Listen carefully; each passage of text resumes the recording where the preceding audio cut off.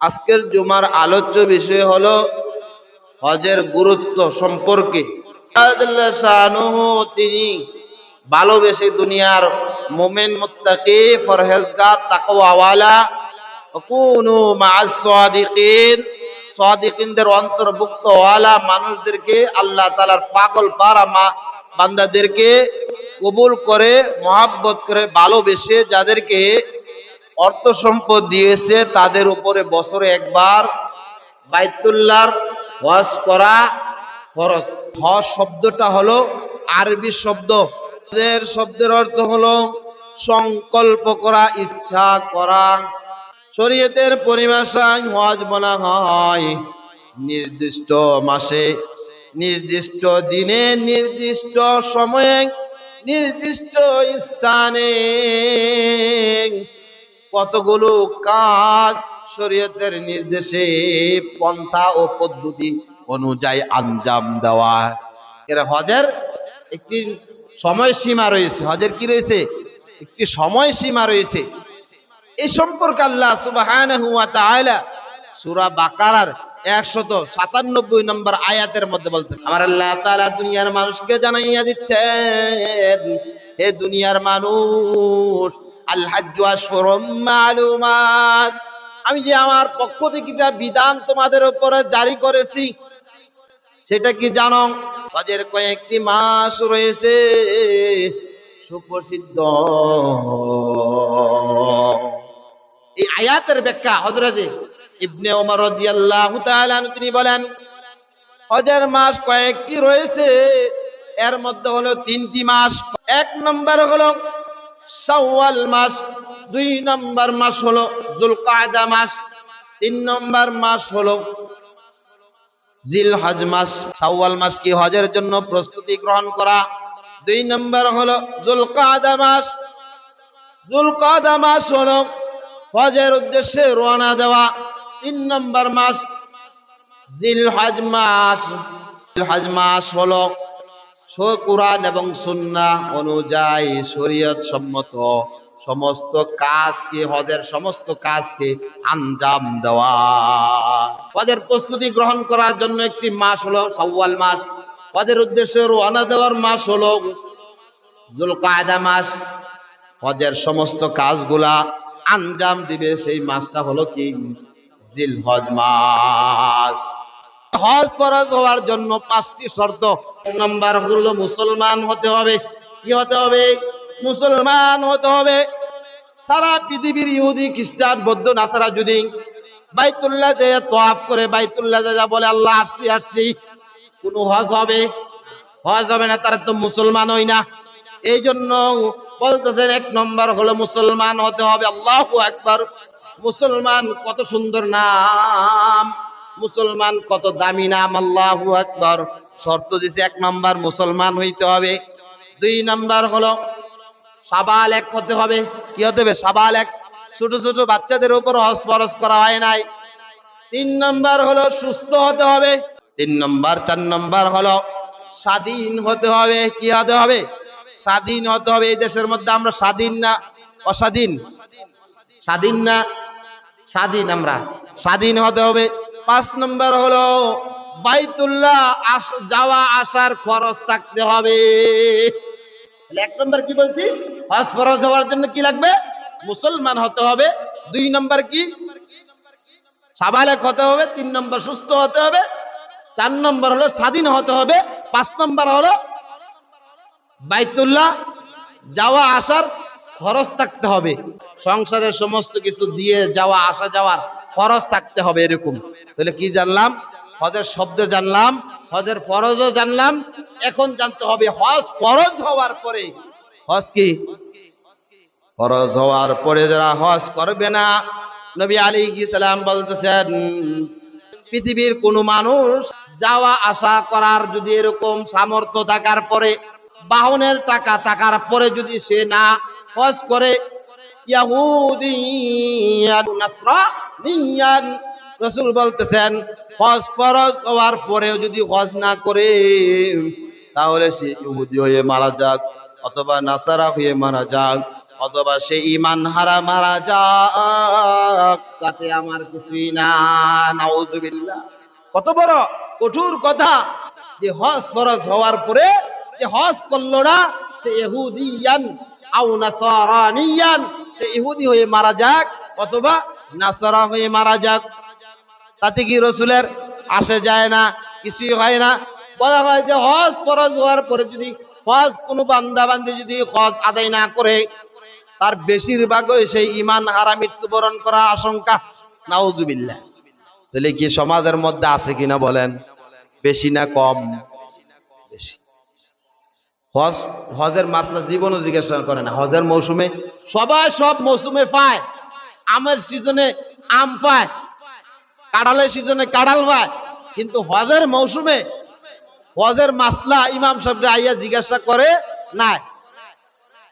নাউজুবিল্লাহ বলেন। তাহলে বোঝা গেল কি প্রত্যেকটা সমাজের মধ্যে হজ করা, ইবাদত করা ফরজ, ইবাদত করার ক্ষেত্রে মানুষের উদাসীন, অবহেলা, করবে না ইবাদত, তারে দরাইয়া বান্ধাইয়া যদি করেন তারপরও করবে না, এরকম আছে কিনা? আছে। আচ্ছা, মানুষ যে হজ করে বা 3 বার 4 বার 5 বার 10 বার হজ করলে, 20 বার 30 বার হজ করছে, খালি বলে হজ করছি আমি, এরকম আছে কিনা? আছে। যদি বলা হয় ওই হাজিকে, ওই হাজি সাহেব হজ কত প্রকার, শেষ। হজ কত প্রকার, হাজি সাহেবের জবান বন্ধ হয়ে যাবে। নাউজুবিল্লাহ। এই জন্য কি হজের প্রশিক্ষণ নেওয়া, হজের প্রশিক্ষণ গ্রহণ করা, হজ যেন পরিপূর্ণ আমার হয়, এটা আমার কি দায়িত্ব, ফরজ। এই এলেম যেন কি আমার ফরজ। তাকে জিজ্ঞাসা করা হয়, ও হাজি সাহেব হজ কত প্রকার? হা করে তাকাই থাকবে। অথচ হজের নিয়ম আছে, হজ কত প্রকার সেটাও আছে।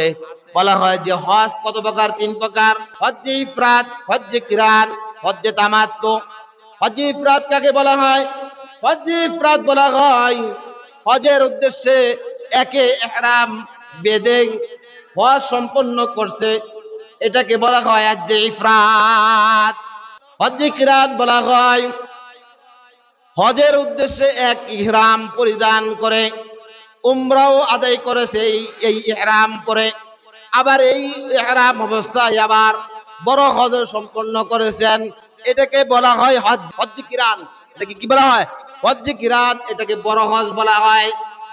হজ্জে তামাত্তু বলা হয় একই ইহরাম পরিধান করে প্রথমে উমরা আদায় করার পরে ইহরাম খুলে ফেলেছে, তারপরে আবার ওই ইহরাম পরিধান করে আবার বড় হজ আদায় করেছে, ফরজ হজ, এটাকে হজ্জে তামাত্তু বলা হয়। আল্লাহ সুবহানাহু ওয়া তাআলা কুরআনুল কারীমের মধ্যে সূরা হজের 27-28 নম্বর আয়াতের মধ্যে ঘোষণা করে দিচ্ছেন, ওয়াযিন ফিন নাসি বিল হজ্জি ইয়াতুকা রিজালাও ওয়া আলা কুল্লি দামিরিন ইয়াতিনা মিন কুল্লি ফাজ্জিন আমিক। ওয়াযিন ফিন নাসি বিল হজ্জি, আল্লাহ তাআলা বলতেছেন আর ঘোষণা করে দাও, আর ঘোষণা করে দাও মানুষের মধ্যে হজের কিসের ঘোষণা করে দিতে বলতেছেন। কাকে বলতেছেন? মিল্লাত আবিকুম ইব্রাহিম হুয়া সাম্মাকুমুল মুসলিমিন। আল্লাহ তাআলা বলেন ইব্রাহিম আলাইহিস সালামের মাধ্যমে সারা গোটা পৃথিবীর মুসলমানদের নাম রেখে দিয়েছে মুসলমান। সুবহানাল্লাহ। কি রেখেছেন? মুসলমান নামটা এটা আগে ছিল না। মিল্লাত আবিকুম ইব্রাহিম, এই জন্য জাতির পিতাকে ইব্রাহিম আলাইহিস সালাম, ইব্রাহিম আলাইহিস সালাম জাতির পিতার মাধ্যমে আল্লাহ তাআলা ঘোষণা দিচ্ছেন সমস্ত গোটা পৃথিবীর নিমুখারাম মুসলমান জাতি। তোমাদের এই মুসলমান শব্দটা কোথায় থেকে এসেছে জানো? কুরআনুল কারীমের মধ্যে ইব্রাহিম আলাইহিস সালামকে তোমাদের জাতির পিতা বানাইয়া তারপরে তোমাদের নামকরণ করে দিয়েছি মুসলমান। আল্লাহু আকবার। তারপরে তোমাদের নাম কি করেছি? মুসলমান নাম করে দিয়েছি। সুবহানাল্লাহ। কেউ যদি বলে জাতির পিতা এমক এমক তেমক সেমক, যদি কেউ বলে তার ঈমান থাকবে না, সে কি কাফের হয়ে যাবে? নাউজুবিল্লাহ। এরা কোরআনের বাণী সত্য, আল্লাহ যেরকম সত্য, কোরআন সত্য, আসমান জমিন সত্য, জান্নাত জাহান্নাম সত্য, আল্লাহ তাআলা সমস্ত আদেশ নিষেধ সবকিছু কি সত্য। এখন কি বলবেন যে জাতির পিতা এমন হুজুরের বিরোধিতা করে? এরকম মানুষ আছে কিনা যে হুজুর এটা বললো কেন? আচ্ছা, কোরআনের মধ্যে আছে, এটা বলা কি অপরাধ হয়েছে? আমারা যিনি বানাইলো তার কথা বলবো না তোমার কথা বলবো? যিনি বানাইছে আল্লাহ, তিনার কথা বলার নাম হলো কি বান্দা। তিনার কথা বলা কি বান্দা, গোলাম বলা হয়। যদি রবের কথা বলো তুমি হলে প্রকৃত গোলাম। আল্লাহ তাআলা এই জায়গায় বলতেছেন ওয়াজিন বিন্নাসি বিল হজ্জ, হে ইব্রাহিম পয়গম্বর তুমি ঘোষণা দিবে হজের জন্য, আর আমার ঘোষণা দিবে, কোন সৃষ্টির ঘোষণা দিবে না। প্রথমে তোমার রবের ঘোষণা দিবে আল্লাহু আকবার। ইয়াতুকা তোমার নিকট আসবে রিজালান, পায়ে হেঁটে আসবে, আল্লাহু আকবার। আর তোমার নিকট আসবে পায়ে হেঁটে আসবে। তুমি যে হজের ঘোষণা দিবে বাইতুল্লাহ তওয়াফ করার জন্য, তোমার নিকট আসবে কিসে কিসে? পায়ে হেঁটে আসবে। সমস্ত পৃথিবীর মধ্যে শ্রেষ্ঠ স্থান কোনটা? বাইতুল্লাহ। কোনটা? বাইতুল্লাহ। বাইতুল্লাহর প্রতি জ্বালা মোহাব্বত ভালোবাসা দিলের মধ্যে ব্যথা রাখলে আল্লাহ তাআলা একদিন না একদিন বাইতুল্লাহ আমাকে নিয়ে যাবে ইনশাআল্লাহ। আল্লাহ তাআলা কবুল করো, সকলে আমিন বলি। সূরা আল ইমরানের 97 নম্বর আয়াতের মধ্যে আল্লাহ তাআলা বলেন ওয়ালিল্লাহি আলান নাসি হিজ্জুল বাইতি মান ইসতাতা ইলাইহি সাবিলা। হজ করার মতো সামর্থ্য থাকার যাদের আছে রয়েছে, তারা যেন বাইতুল্লাহ আল্লাহর ঘরের হজ করে। সূরা বাকারা 196 নম্বর আয়াতের মধ্যে ওয়াতিমুল হজ্জ ওয়াল উমরাতা লিল্লাহ। আল্লাহ তাআলা দুনিয়ার মানুষদেরকে বলতেছেন, দুনিয়ার মানুষগুলা আর তোমরা আল্লাহর জন্য হজ এবং উমরা পূরণ করো। আল্লাহু আকবার। হজ এবং উমরা কি করতে করছে? পূরণ করার জন্য বলছে। কে বলছে? জোরে বলেন না কেন, কে বলছে? আল্লাহ বলছে। তাহলে আল্লাহ তাআলা হজের প্রতি কত গুরুত্ব দিয়েছে। আর এই হজ শব্দটা আল্লাহ তাআলা কুরআনুল কারীমের মধ্যে, গোটা কোরআনের মধ্যে 102 বার উল্লেখ করেছে। আল্লাহু আকবার। এর গুরুত্ব বেশি না কম? বেশি। এটা তামান্না রাখতে হবে, আশা রাখতে হবে, ভালোবাসা রাখতে হবে, দিলের ভিতরে জ্বালা রাখতে হবে। আল্লাহ তোমার বাইতুল্লাহ কি করব? যাব, তৌফিক দান করো। নামাজের পরে দোয়া করা, নামাজের আগে দোয়া করা, আল্লাহুম্মা ওয়াফিকনা জিয়ারাতাল হারামাইন। আল্লাহর হাবিব সাল্লাল্লাহু আলাইহি ওয়াসাল্লাম তার উম্মতকে শিখিয়ে দিয়েছেন যে হে আমার উম্মত, তোমরা যদি আল্লাহর কাছে চাও আল্লাহ দিতে পারে, আল্লাহ কবুল করতে পারে। এই জন্য তোমরা নামাজের পরে, নামাজের আগে যখন মনে হবে বাইতুল্লাহর কথা মনে পড়বে, বাইতুল্লাহর মোহাব্বত দিলের মধ্যে জ্বালা তৈরি হবে, তখনই তোমরা বলতে থাকো আল্লাহুম্মা ফিকনা জিয়ারাতাল হারামাইন। রব্বুল আলামিন আল্লাহ তাআলা আমাকে হারামাইন শরীফের জন্য তুমি তৌফিক দান করো। হারামাইন শরীফের জন্য কি করো? তৌফিক দান করো।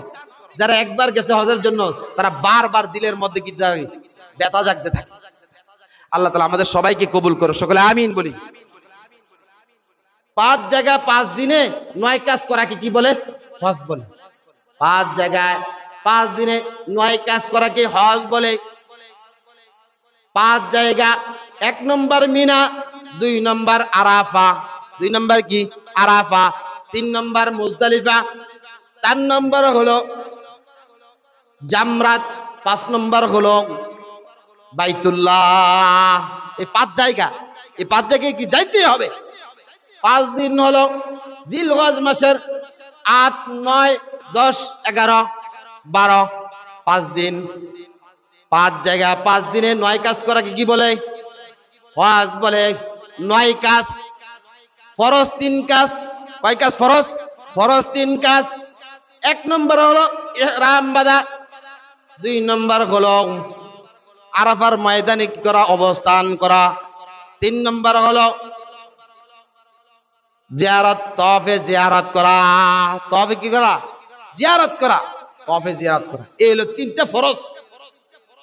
আর হলো 6টা ওয়াজিব, 6 কাজ। ওয়াজিব কি? 6 কাজ। 3টা ফরজ, ওয়াজিব 6টা। কয়টা হলো?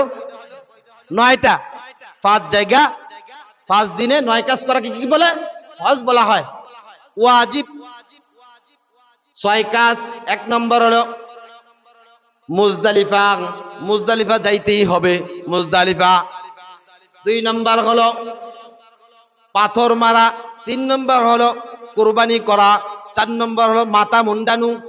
5 নম্বর হলো সাই করা দৌড়ানো। আল্লাহু আকবার। 5 নম্বর। 6 নম্বর হলো বিদায় তওয়াফ করা।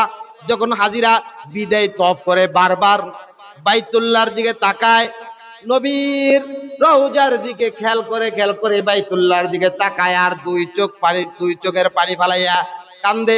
রব্বুল আলামিন রহমতের সাগরের মধ্যে, রহমতের চাদরের মধ্যে এতদিন ছিলাম।